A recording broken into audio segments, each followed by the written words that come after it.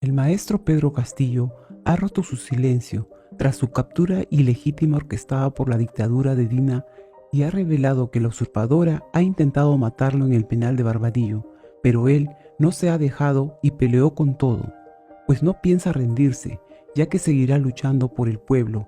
Así como escuchan, Castillo no se da por vencido y le ha gritado a todo el pueblo peruano que lo apoya, que él sigue siendo el presidente legítimo y que Dina solo es una usurpadora. Además juró que él hará justicia con sus manos por todas las víctimas de la traidora, por cada hermano caído en las marchas, por su familia que está siendo maltratada y por cada peruano que todavía lo sigue apoyando. Escuchemos las palabras del maestro Pedro Castillo en la siguiente entrevista que empieza así. Pedro Castillo: me presentan como un monstruo, soy el presidente del Perú. En prisión desde el 7 de diciembre, Pedro Castillo sigue considerándose presidente legal de Perú. El Salto ha podido trasladarle una serie de preguntas que el político de Chota ha respondido desde el presidio en el que se encuentra. Castillo exige un proceso constituyente para su país y denuncia la represión llevada a cabo por Dina Boluarte. El equipo del Salto ha entrevistado en exclusiva al presidente Pedro Castillo en Barbadillo, el penal de máxima seguridad donde se encuentra recluido también Alberto Fujimori, condenado por crímenes de lesa humanidad por la Corte Interamericana de los Derechos Humanos. En los últimos días, el presidente Castillo fue visitado por Eugenio Zaffaroni, juez de la Corte Interamericana de Derechos Humanos, y Guido Croxatto, director de la Escuela del Cuerpo de Abogados del Estado de Argentina. Ambos conformarán parte del equipo de defensa de Castillo. Zaffaroni y Croxatto fueron acompañados por el equipo legal del presidente, la abogada Indira Rodríguez Paredes y el abogado Wilfredo Robles. Si bien el Instituto Nacional Penitenciario se centró en poner trabas e inconvenientes para que dicho encuentro no se llevara a cabo, la reunión finalmente pudo darse. De este encuentro han salido las notas que constituyen una entrevista realizada de forma oral y manuscrita. Entre los últimos días del mes de enero y la primera semana de febrero, todos los aparatos de grabación, incluidos los móviles, estaban prohibidos expresamente. Debo decir que no temo por mi vida desde ahora, temo por mi vida desde la segunda vuelta de la campaña para ser presidente. El equipo argentino, que formará parte del equipo de defensa de Castillo en los foros internacionales, considera que la detención preventiva de Castillo atenta contra los derechos humanos y va en contra de la jurisprudencia más reciente de la Corte Interamericana. El penal de Barbadillo recibió a la delegación bajo un sol asfixiante. Los funcionarios del Instituto Nacional Penitenciario del Perú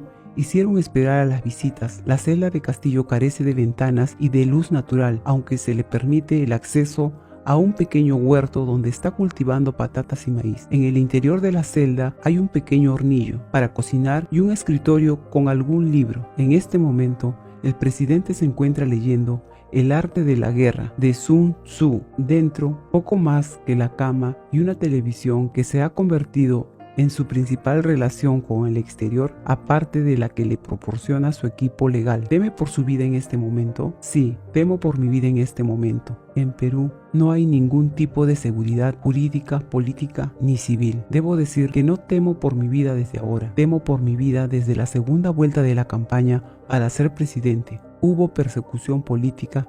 Desde que estaba en campaña, la derecha se ensañó conmigo y mi familia, sobre todo con mis hijos menores y mi esposa. Nos difamaron, nos terruquearon, acusación de terrorismo a militares de izquierda. No nos dejaban desarrollarnos de manera personal ni tampoco en mi gobierno. El acoso fue constante, diario y perturbador. Estas acciones incitaban al odio y racismo. He recibido amenazas de muerte de numerosos desconocidos, mis hijos y mi esposa también. Por eso es que procuré en todo momento que mis hijos tengan seguridad, ya que son lo más preciado que tengo. Seguridad para mi hija pequeña, para mi hijo joven, para mi hija mayor y para mi esposa. Hubo varias veces en que las que he sufrido maltratos de personas de derecha que me increpaban ser un terrorista. Me han querido herir, yo diría que hasta asesinar. Por ejemplo, en Tacna sufrí una situación en la que varias personas de extrema derecha me golpearon con pernos y fierros, piezas de metal.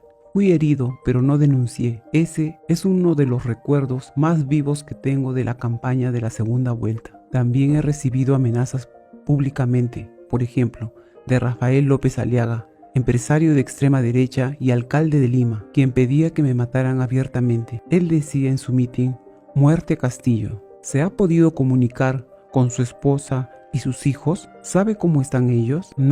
No me he podido comunicar con mi familia. Sé poco de cómo están y espero que se encuentren bien. No tengo acceso a comunicación, tampoco a derecho de videollamada con ellos. Se encuentran refugiados en México. Quisiera hablar con ellos y temo por la vida de ellos porque cuando estaban en Perú también sufrieron episodios de racismo. Por ejemplo, en el caso de mis hijos, ellos nunca se acostumbraron a vivir en Palacio de Gobierno porque era mudarse a una Lima de la que no eran parte y no se sentían parte. En el caso de mi hijo, le han negado el acceso a los colegios porque se enteraron de que era mi hijo. Eran colegios que elegí por seguridad, no me permitieron hacerlo. Mi hijo cumple 18 años el día miércoles 8 de febrero y me duele no estar con él en estos momentos. En el caso de Jennifer, a quien considero mi hija, es la mayor y es muy valiente. Jennifer Paredes, cuñada de Castillo, está acusada de presuntos delitos de lavado de activos y organización criminal. Está afrontando esta situación como la mujer fuerte que es. Ella estuvo presa también injustamente. Es una víctima de todo el maltrato a toda mi familia. Ahora también le están abriendo carpetas fiscales sin sustento. Ha perdido la libertad y yo solo quiero que sea una joven normal, que pueda tener una vida libre de ataques. Quiero que sea feliz. En el caso de mi esposa Lilia, es a quien le agradezco la resistencia en todo este tiempo porque no ha sido fácil para ella. Muchas veces quiso irse a Chota con mis hijos porque no aguantaba los ataques de toda esta región. Se burlaban de su vestimenta, de nuestras raíces andinas, de la forma en la que hablábamos. Había discriminación racial en todo momento. Recibió ataques a su persona. Sobre mis papás, ellos están sufriendo porque mi madre no sabe que estoy preso. A ella le han mentido diciéndole que estoy en otra región y que ya volveré a Chota. Es la única forma para que no afecte su salud, porque son adultos mayores. Sobre mi padre, él sí sabe que estoy preso, pero aún no ha podido visitarme. Los extraño mucho y quisiera verlos pronto, pero sé que si vienen recibirán ataques de la prensa. ¿Qué ocurrió el 7 de diciembre? ¿Se trató de un intento de subvertir la institucionalidad peruana? Si no fue así, ¿qué pretendió hacer como presidente del Perú ese día? Es complicado y complejo de explicar. No se puede explicar solamente de manera política. Jamás intenté subvertir la institucionalidad peruana. Yo quería acercarme al pueblo. Fue un día de hacer eco para los nadies. Tomé la bandera de la Asamblea Popular Constituyente y di mi discurso recordando y siendo fiel a los pueblos que votaron por mí, que confiaron en mí. Fue una reivindicación de mi parte. Quise hacer entender a la clase política que el poder popular es la máxima expresión de las sociedades. No quise obedecer a los grupos de poder económicos sociales. Quise poner al pueblo por encima de todo. Se dijo mucho. Yo me estaba escapando, como lo ha dicho la prensa.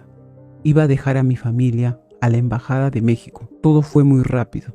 Fue mi decisión, de nadie más. Estaba nervioso, pero lo hice. Después del mensaje a la nación, Aníbal Torres estaba muy confundido y tenía un rostro desencajado, porque no comprendió por qué hice lo que hice. También todos los ministros que se encontraban ahí, que llegaron cuando ya estaba leyendo el mensaje. Después del mensaje, lo primero que pensé es en mi familia. Yo fui a dejarlos a la Embajada de México. En ningún momento quería fugarme. Yo iba a regresar. Quería poner a salvo a mi familia. Tomamos el carro, cofre, de Palacio y estábamos en el camino cuando la misma policía nos detiene. Una situación sumamente ilegal, porque yo seguía siendo el presidente. Mi hija pequeña empezó a llorar, ya que ella estaba sentada en mis piernas. Yo la abrazaba y la calmaba para que no llorase. Cabe señalar que la fiscal en ningún momento estuvo en mi detención y no hubo un proceso legal como peruano con derechos y menos como presidente, porque seguía siendo el presidente y sigo siendo presidente.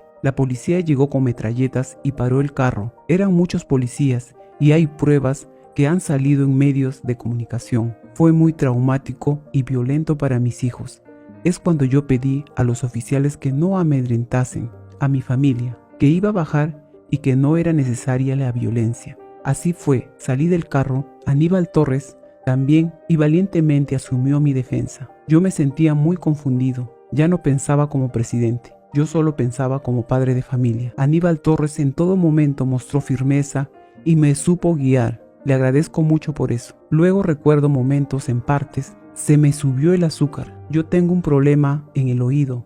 Uso un aparato para poder escuchar. No escuchaba las indicaciones que me decían. Hubo un momento en el que solo escuchaba silencio. Fue muy confuso. No me sentía en mí mismo. Solo pensaba en mi familia. Cabe señalar que la fiscal en ningún momento estuvo en mi detención y no hubo un proceso legal como peruano con derechos y menos como presidente, porque seguía siendo presidente y sigo siendo presidente. Toda esta actitud violenta fue responsabilidad de Harvey Colchado. Me llevaron a Diroes al siguiente día y ahí es cuando llega la fiscal. ¿Qué opina de quienes consideren que lo suyo fue un autogolpe, que es un discurso que ha creado la derecha? Desconocen la realidad de las cosas, son tan ignorantes que se creen sus propias historias y ellos mismos repiten y repiten sin realizar un correcto trabajo de periodismo de investigación. La prensa tradicional en Perú es una vergüenza. Han intentado destruir a mi familia, están destruyendo a muchas otras personas opositoras a este gobierno de facto. Los responsables de la prensa me parecen los verdaderos ignorantes y son ellos quienes dicen que ha sido un autogolpe, no el pueblo. ¿Es usted víctima de un complot? ¿Quiénes han organizado este complot? Sí, soy víctima de un complot. Lo ha organizado principalmente la derecha peruana, que sirve a intereses de la derecha internacional. Los grupos neoliberales e imperialistas tienen y han usado toda su maquinaria de poder económico y político. Entre esto se encuentra la prensa peruana, que responde también a estos intereses. Soy el primer presidente rural, maestro y campesino. No me querían en el gobierno nunca y fue elegido por el pueblo en elección popular. Mi elección fue democrática, nunca me lo perdonaron. Las personas de a pie que entramos en política para cambiar las cosas hemos chocado contra sus intereses desde el primer momento. Esto es un hecho. Soy el primer presidente rural, maestro campesino. No me querían en el gobierno nunca y fui elegido por el pueblo en elección popular. Mi elección fue democrática. Nunca me lo perdonaron. ¿Desde cuándo sintió que la derecha peruana quería verlo fuera? Se me quiso destruir desde inicios de la segunda vuelta de las elecciones peruanas. Todo el tiempo, todos los días, sufrí ataques a mi honor e imagen como candidato. Por ello, yo nunca les quise dar entrevistas a la prensa tradicional. A quienes les daba entrevista es al periodismo real de las regiones y a la prensa alternativa, quienes sí realizaban preguntas reales con contenido y no solamente para ocupar su tiempo en insultos y bajezas de ese tipo. Todo el poder económico y político creó la narrativa de un fraude electoral mintiendo al pueblo.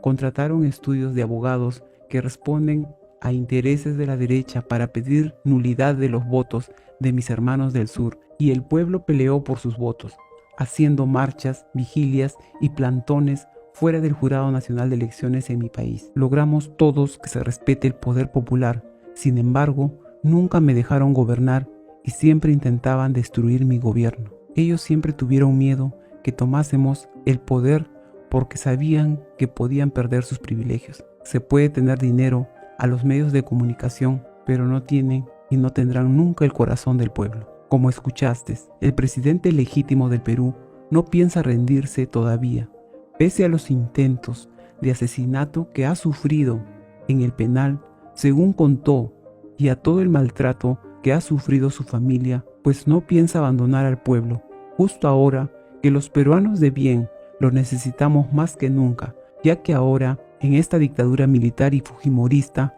la usurpadora de Dina está matando a todos nuestros hermanos en las marchas. Por eso comparte este video para que todo el Perú lo escuche y suscríbete al canal. Esto es Despierta Perú y que Dios los bendiga.